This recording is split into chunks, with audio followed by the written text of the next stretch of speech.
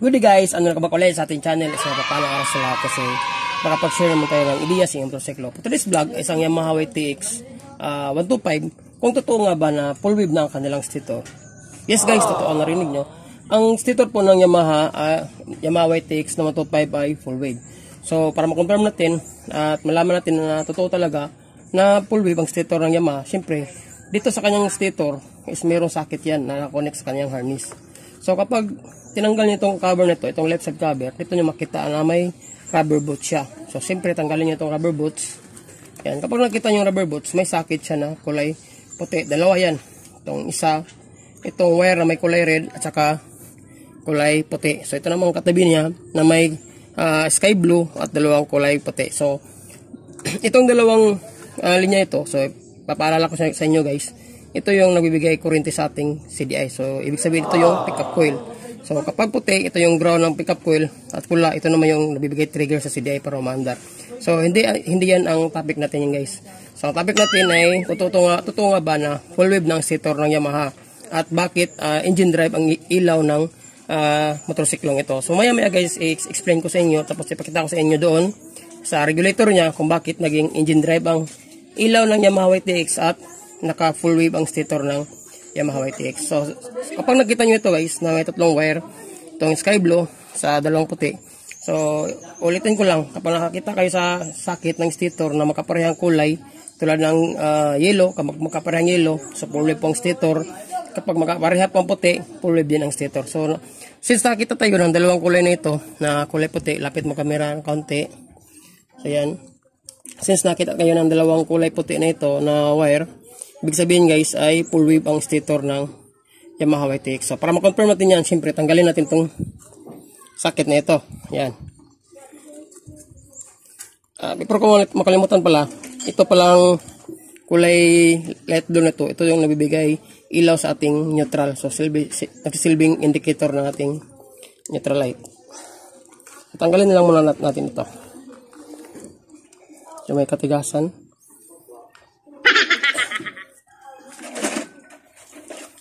Tapos, bandarin natin ang motor kapag hindi ilaw yung... Yan, tanggalan natin. So, since natanggal na siya, tapos itong dalawang linyang ito, gagamit tayo ng baptister. So, lalagay mo natin yung ground sa kanyang makina. Kapag umilaw ito, ibig sabihin mali tayo. Ito po ay half wave kapag naglalagay tayo ng ground sa kanyang stator. Pero kapag lalagay tayo ng ground sa kanyang stator, sa ating baptister tapos walang ilaw, may possible na hindi half wave ito. So try mo natin pandarin guys para ma-check natin. So natin yung ignition. Steady ka lang dyan boss. Yan.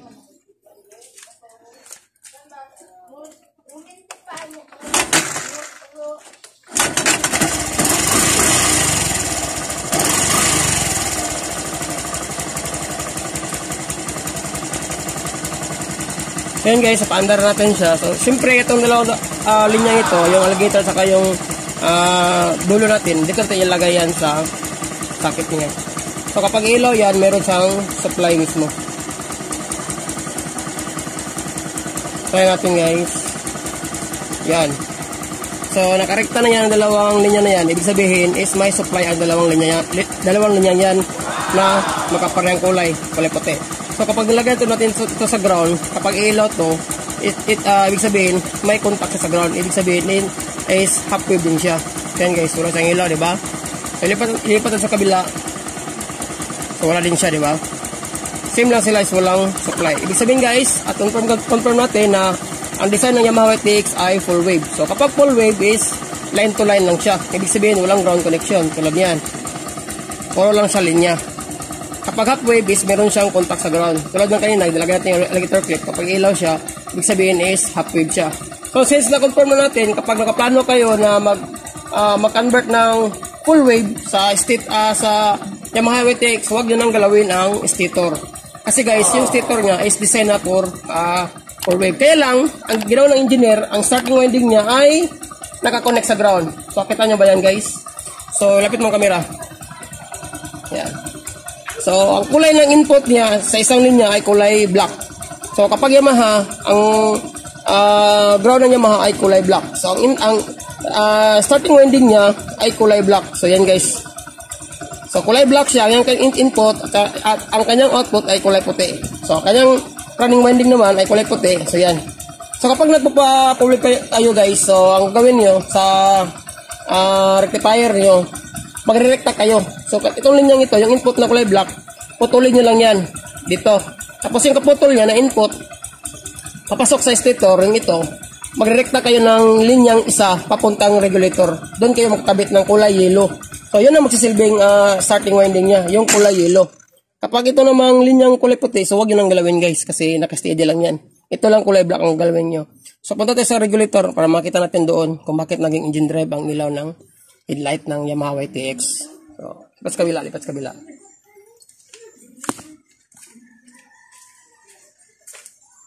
Yan guys, padarin lang natin uli kasi namatay yung makina. So tinanggal ko na yung regulator niya para makita nyo bakit naging engine drive ang kulay ng headlight. At kapag engine drive guys, ibig sabihin nakadepende lamang sa makina ang ilaw ng kanyang headlight. Kapag hindi umandar yung motor, wala din supply na lumalabas sa ating headlight. So tulad nito guys, sa sakit ng kanyang regulator is meron siyang 4 na linya. Lapit mo. Tapos itong kulay puti, nakita nyo, ito yung linya papuntang stator. So yung katabi niya na input na kulay ground, hindi yun linyang ito, hindi yun na linya. Katong katabi niya na kulay puti na walang kulay black na input na ground, ito yung linya na ito. So katong yung sinabi ko kanina na kulay itim, puputulin nyo yung pasok na linya at yung titira sa taas nyo yung galawin. So magre-recta kayo ng wire doon para kung sakaling magpaplano kayong full wave lang regulator. So makapalit kayo ng malaking regulator. So silbi itong yelong ito, magre-recta kayo yung galing mismo sa stator na pinutol niya na wire. So yung papasok na wire, wag yung papasok sa harness. So itong kulay yellow, magre-recta kayo dito sa regulator. So itong kulay puti, ito naman yung nagbibigay supply sa ating charging. So ibig sabihin guys, engine drive siya kasi yung kulay yellow red is walang linya na nakita natin doon sa stator. Ang nangyari guys, makatulad sila ng Rossi na mismo sa rekta ang supply ng headlight ng Yamaha YTX. Ibig sabihin guys, ang yellow ito is nagmumula ang supply mismo sa kanyang regulator, hindi sa stator. So kapag umandar ang motor, saka siya magsusupply ng ilaw sa headlight. Ibig sabihin is engine drive operated siya. Kapag hindi umandar yung motor, wala din supply. So check natin. Check natin yung loob ng yellow ito. Oh. Yan guys, hanap tayo ng ground. Yan. Diba? Kita mo kumukurap-kurap pa siya kapag naka-minor. Pag i-revolution natin yan, lumalakas din ang supply yan. Tulad yan, oh. Lumalakas din siya. So, ibig sabihin, nakadepende ang supply ng ilaw natin sa Yamaha YTX sa regulator mismo.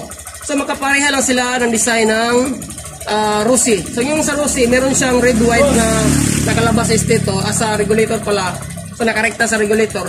Pero walang connection sa stator. So, ibig sabihin guys, kapag umandar ang motor, saka din siya magsusupply ng ilaw sa ating headlight. Kailangan papandarin ng motor saka pa lumalabas na supply sa ating headlight. Katulad din siya ng design ng Yamaha YTX. Kaya lang, yung sa Yamaha YTX, stator niya is, yung input niya is brown. Di tulad ng sa Rossi is full wave talaga siya na design. So, ang kanyang input na dalawang yellow is nagsusupply talaga sa stator.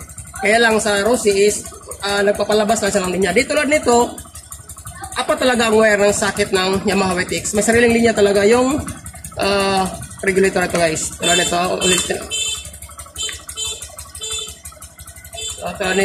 ulitin na natin. Yan. So kung papatayin natin yung motor, wala din ang supply ng kanyang headlight. Patayin natin. Yan, so nawala siya. Pag i-on natin yan, hindi yan ilaw. Yan, wala siyang supply guys. Oh my God! Wow! So, ibig sabihin, kailangan papandarin natin yung motor. Yan. Pandarin natin. So, lipat tayo sa headlight. Ito, lipat sa headlight. Yan. So, sa headlight, kailangan pang pandarin natin sa kanyang ilaw. Yan.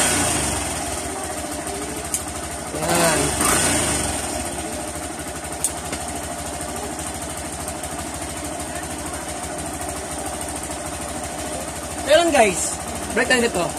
So, kung yung nagpaplano ng mag-full wave, so napakadali lang guys, doon nyo nang convert ng stator kasi ang linya lang ng input ng kulay black ang mababaguhin nyo papuntang regulator. So, sana sa video ito, may natutunan kayo kasi yung isang subscriber ko guys is gusto niyang gawa ng video kung anong dapat gawin or totoo nga ba na ang stator ng Yamaha YTX is naka-full wave na. So, anong mga paraan kung mapapalit ng regulator? Siyempre, yung sinabi ko, yung isang yellow lang mabaguhin natin. Ay, yung isang wire lang papuntang stator yung kulay black. So, re-rectang nyo lang dito sa yellow. Tapos itong kulay, kulay puti, yan. Dito yung kakabit nyo sa kulay pink. Tapos, sunod nyo lang itong kulay red, saka kulay green. So, yung green, ito yung sa black. Kasi yung green, ito yung ground ng Honda. At yung black is ground ng Yamaha. Tapos, ito yung mga accessory wire. Siyempre, kukuha kayo ng pinakamalapit na area dito na may supply na accessory wire. Para maging pulid na din yung, para maging battery-operated na yung headlight nyo, itong yellow red, is ikakabit nyo dito. So, mag-jumper kayo dyan. Itong accessory wire, saka yung yellow wire dito nakita, i-connect nyo lang siya para automatic magiging battery-operated ng headlight. Ganun lang kadali guys. So, yun lang guys, aran to sa video ito. Nadagdagan ko yung kalaman kung sakali bang nag-hesitate kayo kung battery operated ba or engine out or full wave ba o half wave ang stator ng Yamaha YTX. Maraming salamat sa laging panood lang at support ng channel. As always, lagi mag-ingat sa inyo. God bless.